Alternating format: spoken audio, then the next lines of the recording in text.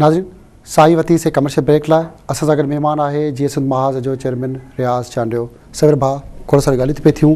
Compress सियासतदाननि जे मथां इहो इल्ज़ाम आहे, इहो मुक़दमो आहे त घणा तणा ग़रीबनि जा ॿार आहिनि। अॼु अरबपति करोड़पति तमामु घणा 90% कॉम्प्रेस सियासतदान बणिजी चुका आहिनि। कॉम्प्रेस सां गॾु गॾु ॿिया बि जेके वफ़ाक़ पर सियासतदान आहिनि उहे बि घणा माण्हू करोड़पति अरबपति सियासत मां बणिजी वञनि था। ऐं कॉम्प्रेस सियासत जेके माण्हू कनि पिया वफ़ाक़ परस्त सम्झ में अचनि पिया त मिनिस्टर थिया, वज़ीर थिया, उतां माल सरकारी खज़ाना माल लुट मार कई। पर कॉम्प्रेस त जेके अवाम जी ॻाल्हि पिया कनि, समाज जी ॻाल्हि पिया कनि, पंहिंजी ॿोलीअ जी ॻाल्हि पिया कनि, त उहे नाणो किथां आणनि था, पैसो किथां आणनि था। जो लैंड क्रूज़र बि आहिनि, गाॾियूं बि आहिनि, 10-12 गार्ड बि आहिनि, त इहो ॾोकड़ माल मता किथां पियो अचे? ॻाल्हि इहा आहे त कॉम्प्रेस सियासत में या पाकिस्तान जी मजमूई सियासत में सियासत जे ज़रिए माल कमाइण जो हिकिड़ो पुराणो रुझान रहियो आहे। ऐं ज़ाहिर आहे त हिन मुल्क जे अंदरि जेका करप्शन मजमूई तरह थिए थी उन समाज जे उन ते सभिनी ते असर आहिनि।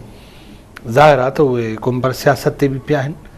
ऐं अहिड़े नमूने सां माण्हू इहो सवाल था कनि त भई जेको राज़े जो पुटु आहे उहो अॼु जेको आहे सो लैंड क्रूज़र ते चढ़ियो गार्ड आहिनि, 7 उन वटि बंगला आहिनि। हारी जो पुटु आहे उहो बि ठीकु ठाक ॾोकड़ खणी असांखे इन ते एतिराज़ कोन्हे त को माण्हू पोरिया बि कनि था, ठीका बि खणनि था। करोड़पति त कोन था थी सघे। ॿुधो त भई ठीका खणनि था, कारोबार कनि था, बिज़नेस कनि था, त तंहिंजे करे उहो माण्हू वटि पैसो अचे थो।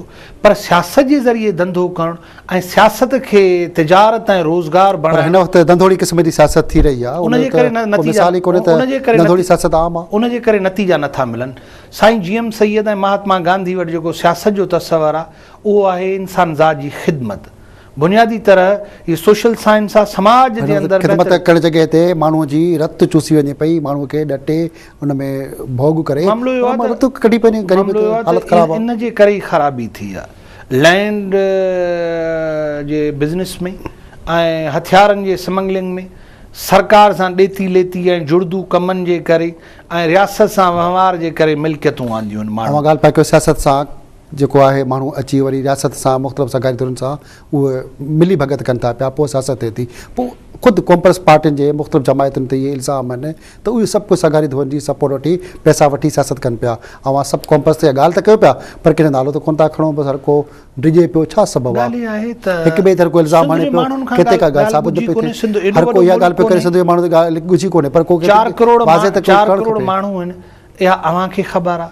हिकिड़ो त मूं साईं जीएम सैयद वांगुरु पाण ते हिकिड़ी पाबंदी लागू कई आहे त आऊं इल्ज़ामनि ऐं नालनि खणण खां परे हा। असांजो फ़ैसिलो तारीख़ कंदी त असां सिंध जे तामीरी किरदारनि में मुस्बत किरदार था अदा कयूं या शैतानी कुवतुनि जा इत्तेहाद ॾियूं, इहो फ़ैसिलो वक़्तु कंदो। अॻ में जिन ग्रुपनि सां गॾु हुया उन्हनि खे छॾे ॾिनो, उहो छा सबबु हो? छा इख़्तिलाफ़ हो? अलॻि ग्रुप ठाहिण जी, अलॻि देॻ रिंधण जी, अलॻि दुकान खोलण जी कहिड़ी ज़रूरत हुई? जीअं सिंध महाज़ जंहिंजो अॼु आऊं चेयरमैन हा, कल्ह बि इहो जॾहिं सईद जे विछोड़े भेरी इंज़माम थियो त मां उन वक़्तु इंज़माम जो हिसो हुउसि। असां कोशिशि कईसीं त पार्टी जे अंदरि जमहूरी रवायतूं, इख़लाक़ी क़दुरु, फ़िक्रे साईं जीएम सैयद जो जेको तामीरी ऐं बाकिरदार जेको पासो आहे पाक दामनी वारो, उहो रही।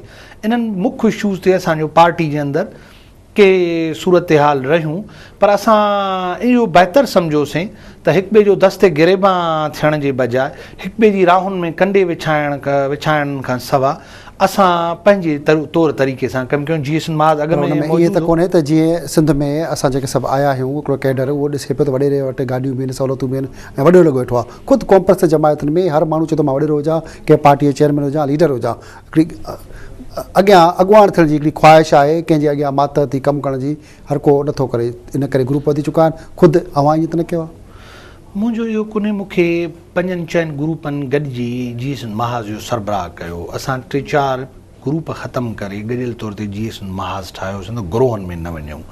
हिनमहिल जॾहिं रबर सिंध साईं जीएम सैयद जे पुटु सैयद अमीर कोशिशूं वरितियूं, उन में मूं वाज़े ऐलान कयो त मूंखे को उहिदो न खपे, को पार्टी जो नालो न खपे। मां हिकिड़ो क़ौमी ख़िदमतगार ऐं हिकिड़ो क़ौम परस्त सियासी वर्कर आहियां।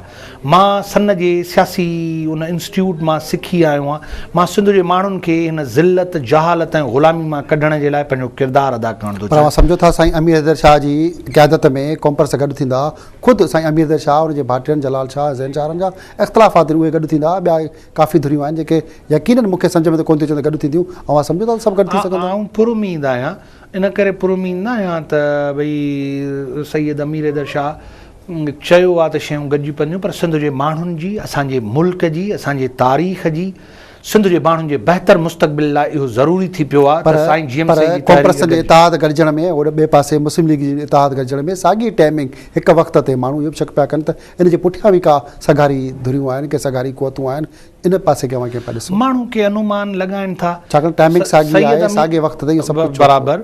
सैयद अमीर हैदर शाह चयो त आउं 80 वरियनि जो आहियां। साईं अमीर हैदर शाह जो अमली तरह या प्रैक्टिकल पॉलिटिक्स में को रोल कोन्हे, ऐं कॾहिं बि हू सैयद ख़ानदान त तारीख़ जे हिकु वॾ माणाइप जो मुज़ाहिरो कयो त माण्हू वॾ घराणनि जो औलाद सियासत जे इक़्तिदार ते कब्ज़ो कंदा आहिनि। साईं GMC जो औलाद असांखे सन में गॾाए चयो त तव्हां असांजा अॻुवान थियो, असां तव्हांजा हथ धोआरींदासीं।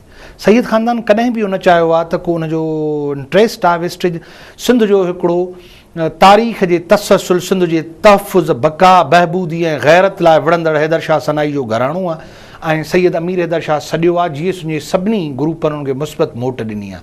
ऐं मां सम्झां थो त असांजे लाइ इहा ज़रूरी थी पियो आहे सिंध जे लाइ त असां इहो कयूं। हाणे मुस्लिम लीगनि जा ग्रुप गॾिजनि थे, अवां सभु क़ौम परस्त जेके जमायतूं जेके गॾु पिया थियो, किथे तंग त न थिया आहियो त ख़ुदि अवां जी जेकी पार्टियूं उहे का वॾी वसत, वॾी का ऑर्गेनाइज़ेशन को हज़ारे लखे माण्हुनि में तब्दील न थी सघियूं आहिनि। काफ़ी जेके पार्टियूं आहिनि क़ौम परस्त जमायतुनि में उहे टांगा पार्टियूं आहिनि, 5-6 माण्हुनि ते मुश्तमिल ख़ुदि जमायतूं आहिनि जेके बि इतिहाद में गॾिजनि पियूं। किथे उन सभिनी खे मायूसी त कोन थींदासीं कि मुनज़म न पिया थियूं, को असांजी देॻ सही नमूने पची कोन पई सघे। हा, मुंहिंजी ॻाल्हि इहा आहे त जीअं मूं शुरूअ में अर्ज़ु कयो त भई मां जहिड़ो middle class, lower middle class जो माण्हू कमू शहीद जे बॉर्डर ते गॾिजे थो, हज़ारे माण्हू था अचनि, बशीर अहमद कुरैशी वटि हज़ारे माण्हू था अचनि।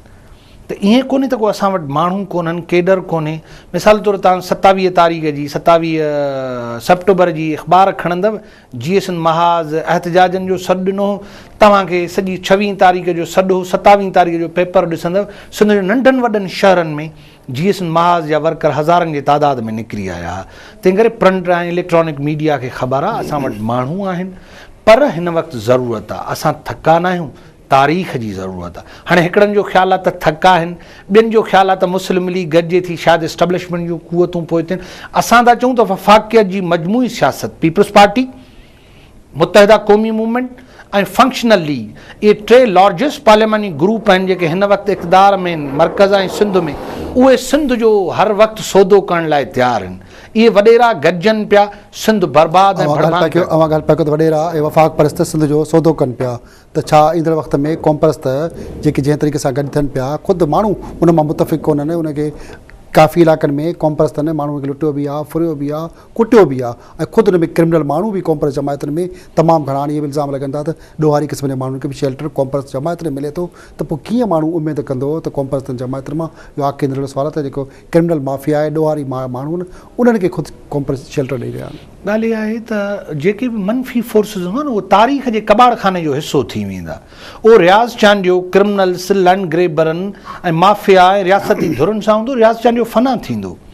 तंहिं करे कूड़, बेईमानी ऐं ठगी घणो वक़्तु सर्वाइव कंदी, उहा डिघी नथी थी सघे। तंहिं करे जिन वटि बि अहिड़ो केडर आहे या जेके बि सियासत खे धंधोड़ी केडर खे ख़तमु छो थो कयो, ख़तमु थी वियो आहे, फना थी वियो आहे, सिंध जे माण्हुनि खे नीस नाबूद करे छॾियो आहे। सिंध जे क़ौम परस्त तहरीक जे अंदरि उन्हनि वटि रेस्पेक्ट नाहे। असां चऊं था त उहो केडर तारीख़ जे कबाड़ खाने जो, साईं GMC चयो हो, ख़ुदि साईं चयो त जेको साले हूंदो, साईं खे चऊं साईं तव्हां कंहिंखे था पंहिंजे सियासत जो पगदार कयो ऐं पंहिंजे तख़्त गादी ते कंहिंखे वेहारींदव, जानशीन कंहिंखे था कयो, चई जेको साले ऐं अहल हूंदो उहो मुंहिंजो गादी नशीन आहे, उहो मुंहिंजो जानशीन आहे। त ॻाल्हि इहा आहे, क़ौम परस्त सियासत हुजे, आम ज़िंदगीअ जो वहिंवार हुजे, जंहिं माण्हू जो शख़्सी किरदारु ठीकु कोन्हे उनजो क़ौमी किरदारु ठीकु नथो थी सघे। महिरबानी भाउ रियाज़। नाज़रीन, अॼु असांजो महिमान हो रियाज़ चांडियो, पाण GS महाज़ जो चेयरमैन आहे। साण सां तमामु घणियूं ॻाल्हियूं सिंध जे मुक़दमो में थियूं आहिनि, पर खोड़ सारियूं ॻाल्हियूं रहिजी वियूं आहिनि। असीं कोशिशि कंदासीं त भाउ रियाज़ खां ईंदड़ वक़्त में वक़्तु वठी साणस मथां जेके मुक़दमा रहिजी विया आहिनि, तमामु घणा मुक़दमा अॼु प्रोग्राम में जेके रियाज़ चांडे ते मथां लॻाइणा हुआ उहे रहिजी विया आहिनि। असीं कोशिशि कंदासीं कि ईंदड़ वक़्त में उहे मुक़दमा मथां लॻायूं।